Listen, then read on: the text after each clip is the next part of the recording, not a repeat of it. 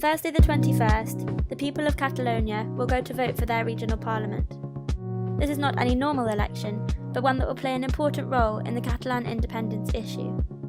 After a unilateral declaration of independence by the regional government in October, which Madrid attempted to prevent, the central government took direct control of the region and imprisoned many of the leaders of the independence movement. In the upcoming election, seats will be contested by pro- and anti-independence parties, and the result may determine the future of the relationship between Catalonia and the rest of Spain. The reason that people in Catalonia consider themselves a nation and have this desire for self-determination is, to a large extent, rooted in their history. So Spain has only been Spain since the final unification in 1492.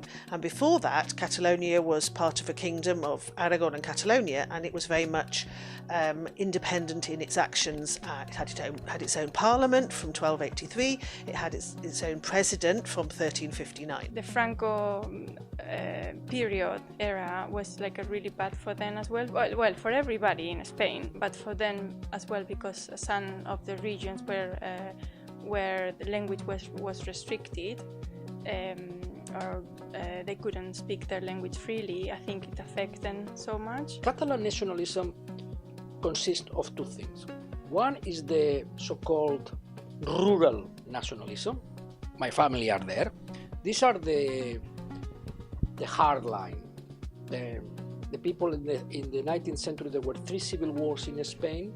The Carlist Wars, when the absolutists didn't want any change. The people that looked at the past, they said it was very good before, we don't want anything to change, we want our little land. And they combined, and that's what made nationalism important, they combined at the beginning of the 19th century with urban elites in Barcelona, financial industrial elites that sought a new kind of political instrument to force Madrid: protection, big economic tariffs. The key aspect here is the economic crisis in Spain, and it's really from about 2010-2011 that we see the independence movement growing.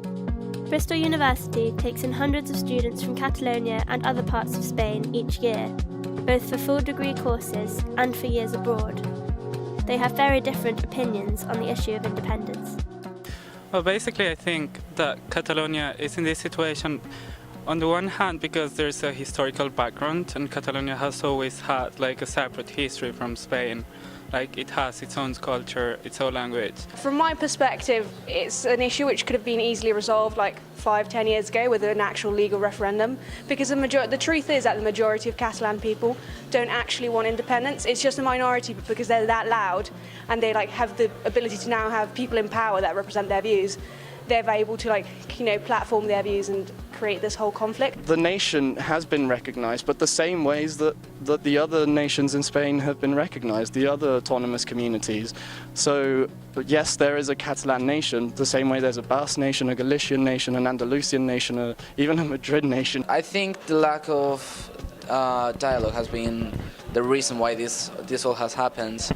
The government of Spain has been acting within the constitution and has offered dialogue to the government of Catalonia within the constitution. When Catalonia, the independentist movement started rising, the Spanish government didn't really know how to handle it, and it's been basically repression and trying to just shut people up. I think the Spanish government is partially to blame, including Catalan government as well, but I think politicians on both sides have not helped the conflict in any kind of way. Catalonia has all the autonomy it can get under the Spanish nation, so the only real kind of concession that the Spanish government could make is give them the rhetoric of them being a nation. I support independence for a variety of reasons. Firstly, supported because an identity matter. Though of course that's not the first reason. This is not a matter of race nor purely nationalism. I feel politically marginalised, as my issues are not taken into account in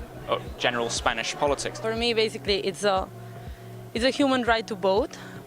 Human right. I mean, it's been hard for most part of humanity to get this right to vote, and they're not letting us do that. A lot of people talk about Francoist repression and stuff like that, but that is that is just not true in the sense that, you know, the language is being implemented in all schools. In fact, the Castilian, as in Spanish, is now being restrained in certain Catalan public schools. Catalonia would definitely not benefit from being independent.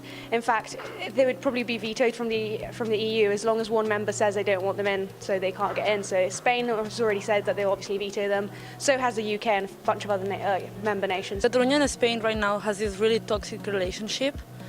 I don't really know if we get outside this relationship, things are going to be amazing. I don't know that, I cannot say. But I hope, and I kind of think, that it's going to be better somehow. I think for the sake of diversity, culture, and for the sake of economy, I think both Catalonia and Spain should remain to be one. If Catalonia were to become independent, the repercussions could affect all aspects of life, and may affect students, both from Catalonia coming to study in the UK, and from the UK going to study and do years abroad in Catalonia. For students coming here, I don't think it will have any effect. I think that the mechanisms that are in place, any sort of Erasmus scheme, would still operate. Catalonian secession would mean they'd be out of the EU most likely, and that would obviously have huge repercussions for people who wanted to study in Bristol who are from Catalonia. People would see how, for example, the Erasmus agreements and so on could be put an end to them. Well, I think, of course, it's like independence, if it eventually happens, will have an effect on students from both the UK going to Catalonia and on the other way around.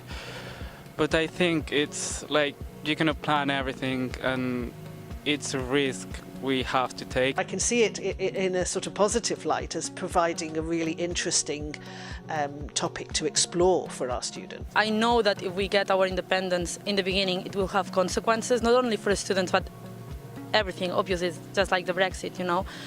But you have to be prepared for the consequences if you really want to do something.